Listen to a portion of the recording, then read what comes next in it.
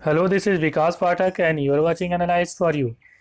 इस वीडियो में हम बात करने वाले हैं एलओसी और एलएसी के बीच में क्या डिफरेंस है, इसकी हिस्ट्री क्या है, मीन्स ये कैसे फॉर्म हुआ, LOC means line of control कैसे फॉर्म हुआ, LAC means line of actual control कैसे फॉर्म हुआ, इसके बारे में। हम अभी देख रहे हैं कि काफ़ी विवाद चल रहा है चीन और इंडिया के बीच में। चीन ही नहीं बल्कि पाकिस्तान ने भी हमें आंखें दिखाई हैं, और नेपाल जो कभी आंखें दिखाने की सोचता भी नहीं था वो भी हमें आंखें दिखा रहा है। इसके पीछे क्या रीज़न है, इसके बारे में हम समझेंगे इस वीडियो में। तो चलिए स्टार्ट करते हैं।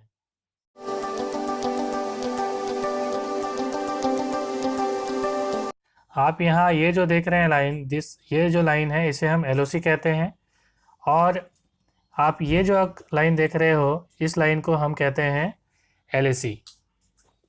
ये एलओसी लाइन जो बनी है इसे एलओसी पहले कहते नहीं थे, इसे सीजफायर लाइन कहा जाता था। 1972 में इस सीजफायर लाइन को एलओसी का नाम दिया गया। इसके पीछे क्या हिस्ट्री है, तो चलिए हिस्ट्री को जान लेते हैं। तो बात उस समय की है जब भारत का विभाजन होता है और भारत दो टुकड़ों में बट जाता है। एक पाकिस्तान बनता है और दूसरा स्वतंत्र भारत। ये हुआ था इंडियन इंडिपेंडेंस एक्ट 1947 के तहत। तो इसमें क्या रूल बनाया गया, तो जितने भी प्रिंसली स्टेट थी मीन जितनी रियासतें थी उन्हें 3 ऑप्शन दिया गया। पहला ऑप्शन, या तो आप भारत में मिल सकते हो, दूसरा ऑप्शन आप पाकिस्तान में मिल सकते हो, और तीसरा ऑप्शन था आप स्वतंत्र रह सकते हो। तो एंड कश्मीर भी एक रियासत थी जिसके महाराजा थे महाराजा हरि सिंह। तो पाकिस्तान को ऐसा लगा कि जम्मू एंड कश्मीर भारत में मिल जाएगा, तो इस डर से पाकिस्तान ने क्या किया कि जम्मू एंड कश्मीर में अटैक कर दिया।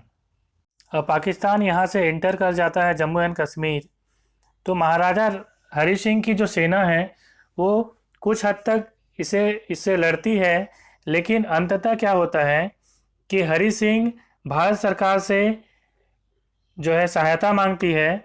इसके फलस्वरूप भारत सरकार यहाँ अपना सेना भेजती है, और इस तरह से भारत और पाकिस्तान के बीच पहली लड़ाई होती है जिसे फर्स्ट इंडो पाक वॉर या कश्मीर की लड़ाई भी कहा जाता है।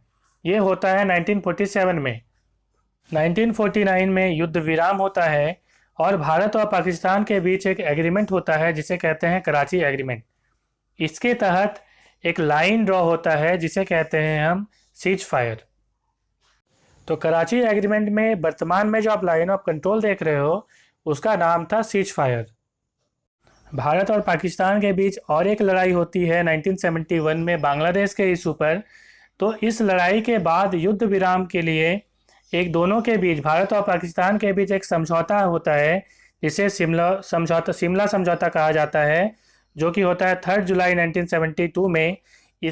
इसके तहत जो सीज फायर लाइन यहाँ पे बनाई गई थी, इसी लाइन को लाइन ऑफ कंट्रोल कहा गया। देखिए पाकिस्तान के साथ हमारा क्या डिस्प्यूट है। पहला डिस्प्यूट ये है कि ये जो है हमारा पार्ट है पीओके, तो हमें तो ये चाहिए भाई, ये पहला इशू है। अब हाल में क्या हुआ है कि पाकिस्तान के जो सुप्रीम कोर्ट है उसने कहा है कि इस रीजन में, ये गिलगिट बल्तिस्तान का रीजन है, यहाँ पे पाकिस्तान की सरकार चुनाव करा सकती है। कैसे कराएगी, ये तो हमारा रीजन है ना, तो ये आप यहाँ पाकिस्तान कैसे चुनाव करा सकती है। ये तो पहला इशू हो गया।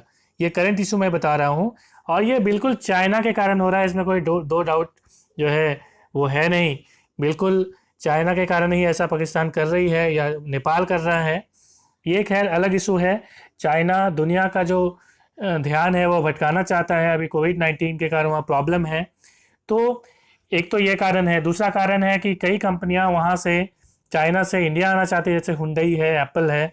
तो अब वो ऐसा माहौल यहाँ पे क्रिएट करना चाहती है इंडिया में कि ये काफ़ी बिल्कुल इम्बैलेंस हो जाए, और ताकि जो है वहाँ की कंपनी यहाँ पे आ नहीं सके। तो ये तो एक इशू है।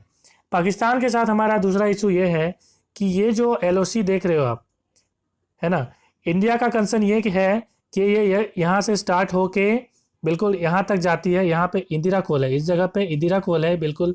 ये जो है चाइना का पार्ट हो चुका है, पाकिस्तान ने दे चुका है ये चाइना को 1963 में। तो ये जो इंदिरा कोल है इस जगह पे, यहाँ तक हमारा लाइन ऑफ कंट्रोल जाती है। पाकिस्तान ये कहता है कि ये LOC की जो लाइन है इस तरफ से जाकर ये इस तरफ से जाती है, यहाँ पे काराकोरम रेंज है और काराकोरम रेंज तक LOC की लाइन है, जो कि बिल्कुल गलत है। देखिए ये LOC हमारे लिए काफ़ी ज़्यादा इम्पॉर्टेंट है। क्यों इम्पॉर्टेंट है? देखिए इस जगह पे सियाचिन ग्लेशियर है, ट्रायंगुलर शेप में है। ये सियाचिन ग्लेशियर है जो कि काफ़ी हाइट वाला स्थान है। ये काफ़ी ज़्यादा इम्पॉर्टेंट है हमारे लिए, क्योंकि देखिए ये जो जगह है ना, ये इंडिया का ही पार्ट है, लेकिन 1963 में पाकिस्तान ने इसे चाइना को दे दिया था। हमें पता है 1962 में चाइना और इंडिया के बीच में वॉर हुआ। इस वॉर के बाद क्या हुआ, पाकिस्तान और चाइना में काफ़ी दोस्ती हो गई। तो इस दोस्ती को निभाने के लिए पाकिस्तान ने क्या किया, ये पहले से ऑक्यूपाई उसने करके रखा ही था, तो इस जगह को उसने पाकिस्तान ने चाइना को गिफ्ट में दे दिया। तो ये चाइना के एरिया हो गया। तो यहाँ पे चाइना प्रेजेंस है, यहाँ पाकिस्तान है। तो ये जो पोजीशन है ये काफ़ी हाइट वाला जगह है, जैसे क्योंकि देखिए यदि ये जो एरिया है ये हमारा है अभी, ये यदि पाकिस्तान के अकॉर्डिंग LOC यदि इस तरफ से जाएगी तो ये पूरा जो एरिया है ये पाकिस्तान का हो जाएगा। और यहाँ पे ऑलरेडी पहले से चाइना है अक्साई चीन में, तो ये भारत पे इधर से अटैक करेगी, इधर से भी अटैक कर सकती है, ये चारों तरफ से अटैक कर सकती है इंडिया पे। लेकिन चूंकि ये पार्ट हमारा है, ये जो सियाचिन ग्लेशियर है ये हमारा है और ये पूरा पार्ट ही हमारा है, तो हम क्या कर सकते हैं, एक तो सियाचिन ग्लेशियर काफ़ी हाइट पे है, तो हम यहाँ से इजीली कंट्रोल कर सकते हैं पाकिस्तान के ऊपर, और अक्साई चीन पर भी काफ़ी कंट्रोल कर सकते हैं। यहाँ से हम काफ़ी प्रोटेक्ट कर सकते हैं अपने आप को। तो इसलिए ये जो पॉइंट है सियाचिन ग्लेशियर, ये काफ़ी इम्पोर्टेंट है हमारे लिए। अब हम बात कर लेते हैं LAC के बारे में। This is LAC। देखिए ये अक्साई चीन है, ये हमारा भारत का ही पार्ट था, लेकिन 1962 में क्या हुआ कि भारत और चीन के बीच एक लड़ाई होती है, और उस लड़ाई में ये पार्ट अक्साई चीन वाला जो पार्ट है वो चीन हथिया लेता है। तो इसके बारे में 1955 में हमारे देश भारत को UNSC means United nation security council में स्थायी मेंबरशिप के लिए मीन्स वीटो पावर देने के लिए एक प्रस्ताव आया, लेकिन पंडित जवाहरलाल नेहरू ने यह कहकर उसे ठुकरा दिया कि चाइना के कॉस्ट पे हम ये नहीं ले सकते हैं, आप ये पावर चाइना को दे दो, चाइना हमारा भाई है, ठीक है। तो जिसकी भरपाई आज तक हम जो है नहीं कर पाए हैं, ये जवाहरलाल नेहरू की सबसे बड़ी गलती मानी जाती है, जिससे जवाहरलाल नेहरू की छवि पूरे विश्व में काफ़ी कमज़ोर हुई।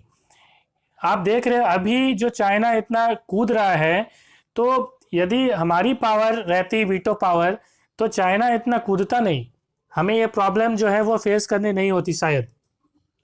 तो ये पंडित जवाहरलाल नेहरू की सबसे बड़ी गलती थी। मैं इसे गलती ही क्यों कहूँ, देखिए हमारा देश भारत तो वसुधैव कुटुंबकम पर विश्वास रखता है, मीन्स पृथ्वी ही परिवार है। तो भारत को तो ऐसा पता नहीं था कि चाइना ऐसी गद्दारी हमारे साथ करेगा, क्योंकि भारत देश ने हमेशा से चाइना को काफ़ी सपोर्ट किया है। मैंने पहले भी कहा कि जब यूनाइटेड किंगडम, अमेरिका जैसे देश चाइना की मदद नहीं करते थे, उस टाइम में भारत ने काफ़ी ज़्यादा मदद किया। दूसरी बात कि हम नॉन अलाइंड देश थे, मीन्स हम गुट निरपेक्ष देश थे, मीन्स किसी भी गुट में हमें शामिल होने की दरकार नहीं थी, हम नहीं शामिल होते थे। तो पंडित जवाहरलाल नेहरू ने कहा कि भाई हमें जब गुट निरपेक्ष देश रहना है तो हमें वीटो पावर की ज़रूरत नहीं है। तो इस बात को ऐसे करते हुए उन्होंने वीटो पावर को लेने से इनकार कर दिया। इसमें आपके क्या विचार हैं कमेंट में ज़रूर लिखें। आने वाले वीडियो में मैं LAC की हिस्ट्री के बारे में बताऊंगा और इसमें क्या क्या डिस्प्यूट्स हैं उसके बारे में बताऊंगा। अभी कई सारे इशूज़ चल रहे हैं, हांगकांग इशूज़, तो उन सभी की डिस्कस मैं आने वाले वीडियोस में करने वाला हूं। तो यदि वीडियो अच्छी लगे तो कृपया इसे शेयर करें, सब्सक्राइब करें और बेल आइकन को ज़रूर प्रेस करें।